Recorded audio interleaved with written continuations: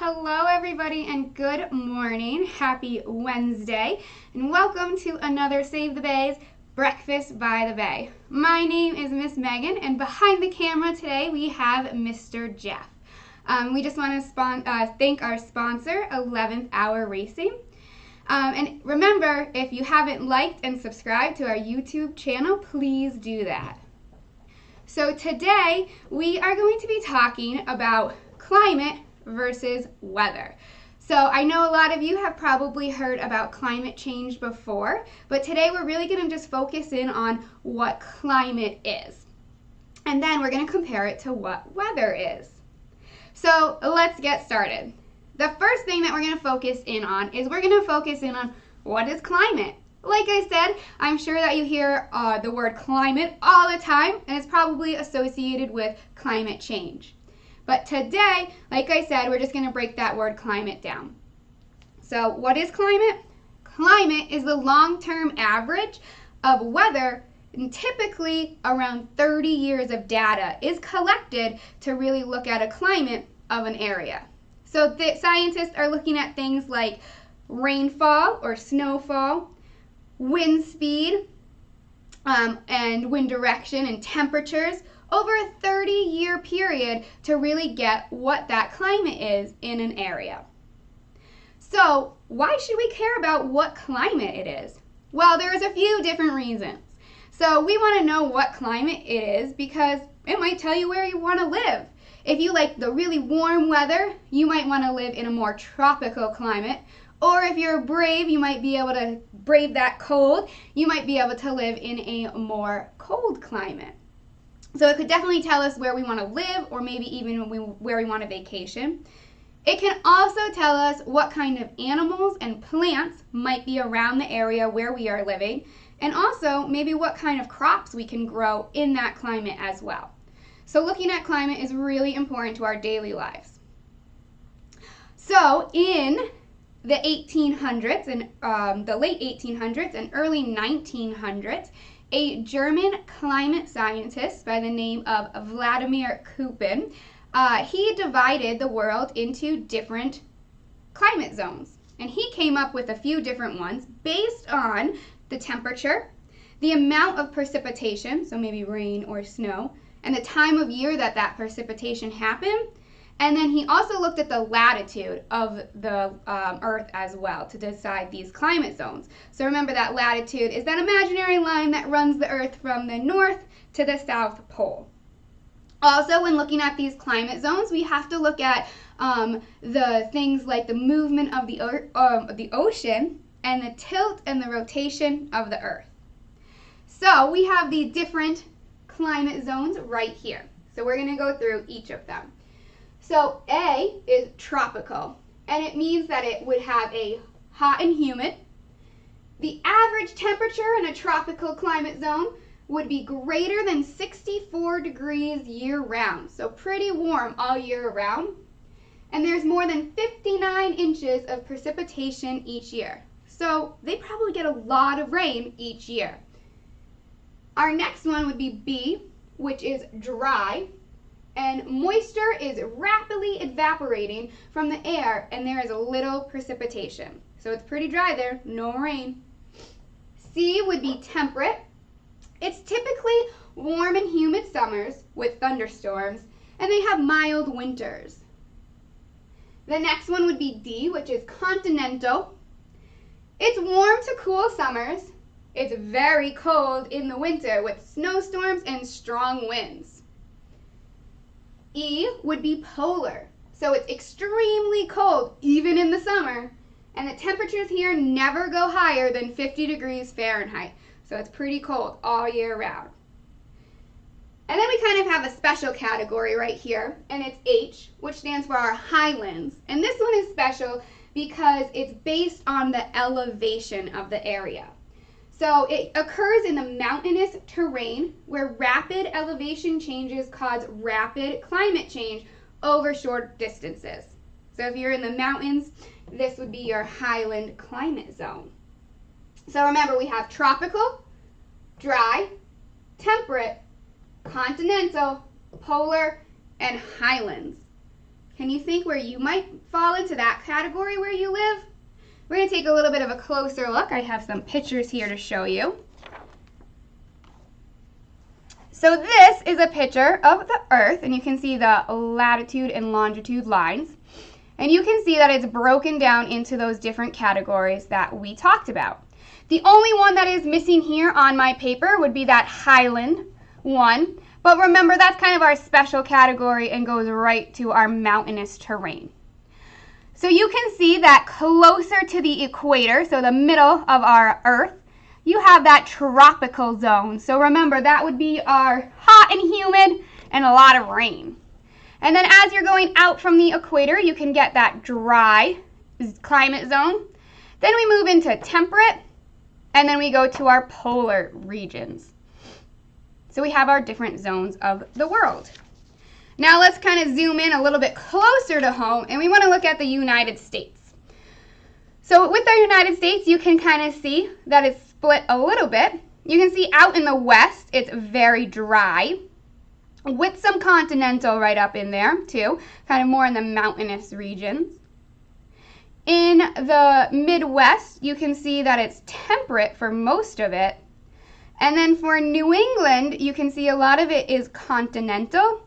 But then if we came in really close to Rhode Island, and I know it's kind of difficult to see, Rhode Island falls within that temperate zone. So remember that temperate is typically warm, humid summers with thunderstorms and mild winters. So those are our different climate zones. Now, some fun facts about the different climate zones is in Okamikoin, Russia, it is the coldest inhabited place on Earth. And the average temperature there can fall between, is about negative 59 degrees during the winter. So on average, they're living in negative 59 degree weather. So it is super cold there. The driest climate in the world is the Akama Desert, which is in Chile. And it's only rained there 4 times in the past 37 years. So pretty dry, right? 4 times in 37 years. And then we have the windiest place on record, which is the Commonwealth Bay in Antarctica. And the average wind speed there is about 50 miles per hour. So that's like a continuous blizzard. So definitely looking at all of these different climate zones can maybe help you decide where you want to live. But then it also helps scientists too figure out different trends that are happening so that they can see if they are negatively or positively impacting that area. And maybe even try to see if there's some things that they can do to help positively impact them if they're being negatively impacted. Awesome. So we talked a lot about climate. So right now we are going to shift over to what is weather. So remember, climate is looking at weather over that 30-year period, where weather is a mix of events that happen every day in our atmosphere. And these events can change within minutes and days and weeks. Sometimes if you're in New England, it might be snowing in the morning and then bright and sunny in the afternoon. So we definitely know weather can change just like that. And scientists, when they're looking at weather, are looking at things like rainfall and snowfall, wind speed and direction, temperatures, and they're even looking at the clouds too to give them a little hint of what might be happening. So with weather, scientists like to use different equipment to measure the weather. One of them would be called a barometer, which measures the air pressure. They also use things like rain gauges, kind of like a cylinder that will fill up with water to tell them how much rain is falling in a certain area. They also rely a lot on satellites. So there's some satellites that are orbiting the Earth, and all of that information can be put into their computers, and they can analyze that data to really help them determine what weather patterns are happening in different areas of the world. Some other really common ways that scientists measure weather would be this right here with the thermometer, right? So You could even have a thermometer at home. Sometimes we have it on our phone, or we listen to the news to tell us what temperature it's going to be outside. But taking the temperatures can tell us what kind of clothes we need to wear that day, and like I said, if we should go outside or not. So we can use a thermometer to get our temperature. Another one that they can use is called an anemometer. So this tells us our wind speed. So you can kind of see right here, there's little fans, and if I blow on it, I can pretend to be the wind. It would spin, and we would get our wind speed right down here. And scientists would have this outside to get a few different data points and make sure that they get the average of it all. So not only do they want to know the wind speed, but they also want to know the wind direction as well. So for something like that, they might use a compass because we want to know where that wind direction is coming from. Another thing that they might use is a cloud chart.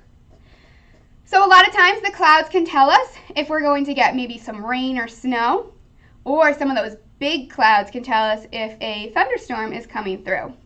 So looking at the clouds can give those scientists a lot of information about the weather as well. Awesome. So if you are really into the weather, or maybe you think that you want to get into more tracking the weather, you can create your own weather journal right at home. And I created one right here. I called it my weather journal. And then you can have some pages inside. And what I did is I wanted to record some of the key pieces that I could about the weather. So in my weather journal, I have the date and the time. And then I also recorded the temperature. It was 28 degrees this morning at 9:30. And I also put my location. I'm in Providence, because it might not be this cold if I was maybe in Newport, or it might be colder. So I want to make sure I put my location as well. And then I looked outside too, and I saw my cloud coverage, and I guessed it to be about 90% this morning at 9:30. It was pretty cloudy out there. And then I wrote down some of my observations about the weather around me. I said that it was cold and very cloudy, but the sun is trying to break through.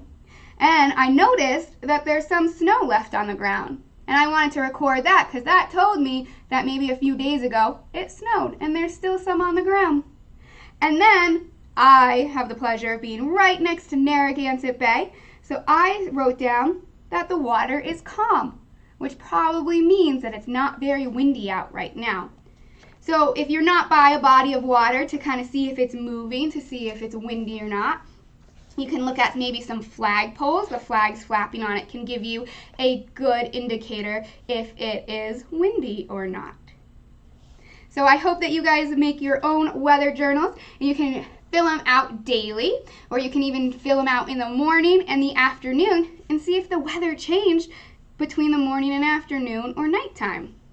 And then you can look back and see if there's any trends happening. All right, everybody, I hope that you enjoyed learning about the difference between climate and weather, and we will see you next week right back here. Thanks, guys.